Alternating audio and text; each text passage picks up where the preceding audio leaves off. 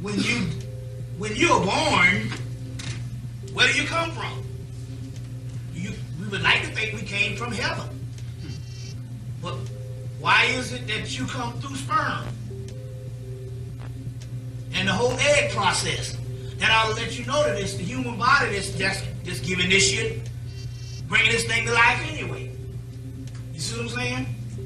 So the sperm is actually the other realm, you see, and the vaginal secretions called collars. Like I said, the book to really get on this thing is called on those things. Well, you got the Donald Tyson's book, Sexual Alchemy, which is probably the latest and the newest book out. But the real technical text on this thing, as far as the research on it was done, is a book called The Black Goddess and the Unseen Real by Peter Redgrove. In so many words, because it's all this stuff is going to show you that everything we're talking about is on the inside of us. The pineal gland used to be an outward type of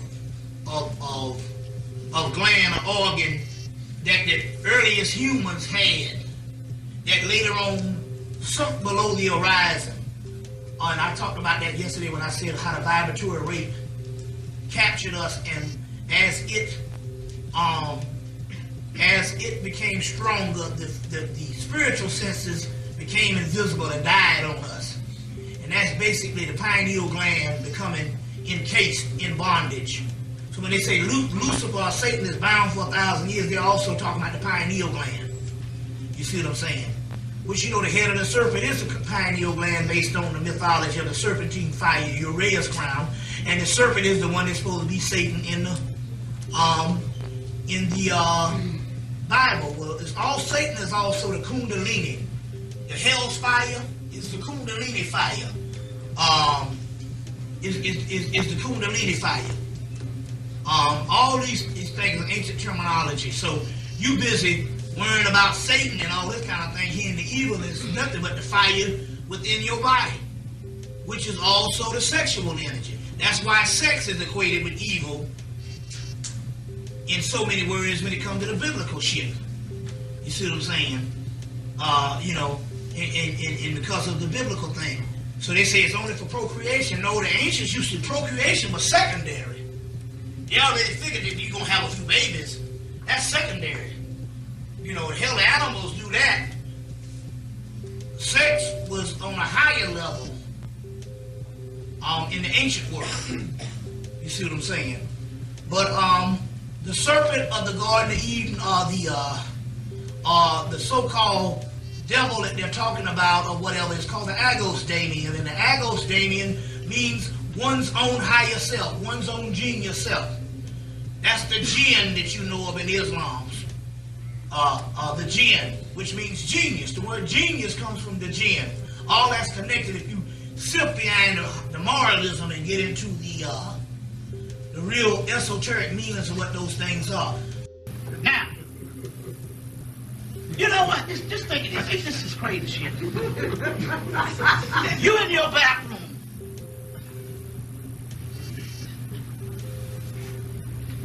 And every now and then, every summer, I live in an old house. I go in the bathroom and I'm sitting there, and it'll be some ants on the bathroom floor. Some little fucking piece of potato chip or something done dropped somewhere. I don't even mean but a little crumb, and there'll be some ants down. I'll be looking at them. Do you think that I give a fuck what the individual ant down there feels about me or how he behaves?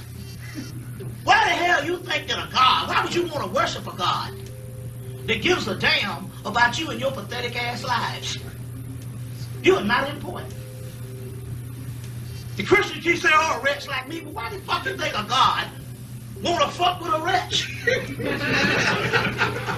It's a ludicrous stuff to think a motherfucker that can have the sun and the moon, the stars, the nature, and gives a damn on whether you drunk some wine last night,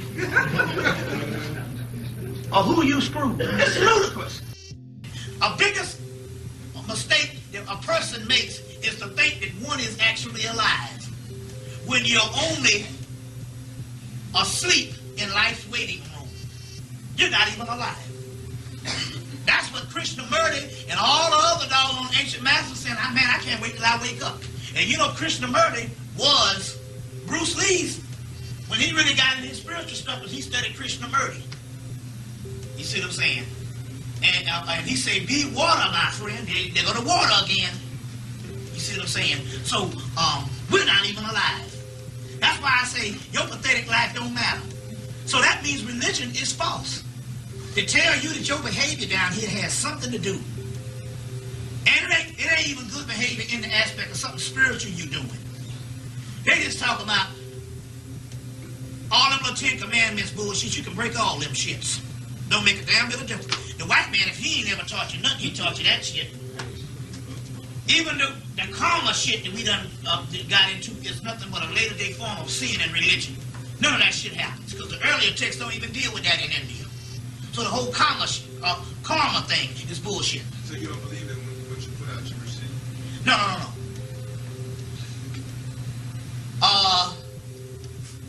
Let's put it this way. Let me explain something about the negative confession and the Egyptian thing.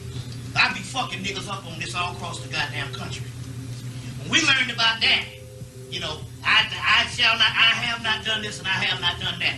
Well, we learned that from historians, and they were only comparing it to the 10 Commandments. If you go down to, how many is it? 42. It's 42 negative confession, but they say it's like 100 and something. 147, right? If you go down 147 things that you are not to do, you wouldn't even be able to live life. That means you just need to stand still like this because you couldn't do shit. There's a great mystery to this shit. The great mystery here is that when he's reciting the negative confession, and he said, I have not done this, I have not done that, naturally your physical body, you're capable of doing anything just to survive. Right. It's not him in the physical form that have not done these things. It is his soul that is on the inside of him that has not done these things because your soul is sleep. You ever heard of the sleeping Buddha? So ultimately, when you really think about ultimately, it don't give a fuck what you do. Let me let me give you something. Look at this. Now this is the Egyptian thought. Look at this. The physical man has been instructed of psychic matters, and they understand by works and mere faith that they do not have perfect knowledge. They belong to the earthly church. Good conduct is necessary for them, for otherwise they could not be saved. But we spirituals shall certainly be saved not by conduct, but because we by nature are spiritual. It ain't got shit to do with what you do down here. Just as the earthly man cannot participate in salvation, for it is not capable of receiving it. What do they mean by that? Now this is a dialogue between the soul and the physical body. One, they're saying that the earthly man, which is your physical body, you need good conduct because that's just a moral code and a political way that you survive in society. You don't want to kill up everybody. You don't want to walk in the goddamn street blindfolded. You might get hit by a truck. You see? We spirituals is your soul. It says, but we spirituals shall be saved not by conduct, but simply because by nature we are spiritual. That's your soul talking. Now look at this. It said, just as the earthly cannot participate in salvation because it is not capable of it. The physical body cannot go beyond the physical realm. It dies.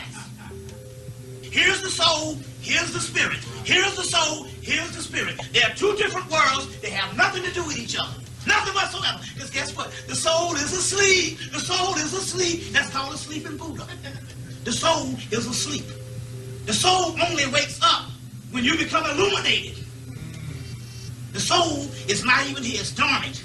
It's down in your gastrointestinal tract, up under the ravenous dragon, the shit sack. The shit sack, the dookie shoe, the intestines. Now this is pharaonic thought. You see what I'm saying?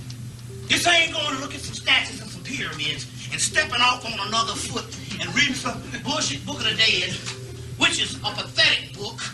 Why? Because it was a book for the priesthood. And it was stupid to think that we're going to put that up with, like the Bible, because the Egyptians didn't have one major book. They had libraries and volumes of books. And probably that's insignificant. That's why you ain't never been able to do nothing with a piece of shit. It's a rag. Significant in a time when the goddamn priesthood was what they was doing. But here it is again. We got to be like the Christians. We got to find the sacred book in Egypt. So we look at that book and just thought that book was the holy book, like the Bible. And it wasn't. That's why you ain't benefited from the bullshit since it was around. So in turn, the spiritual cannot accept decay, no matter what action it undertakes. Just as gold placed in the mud does not lose the shape of the gold, but the beauty retains its own nature, and the mud cannot harm the gold.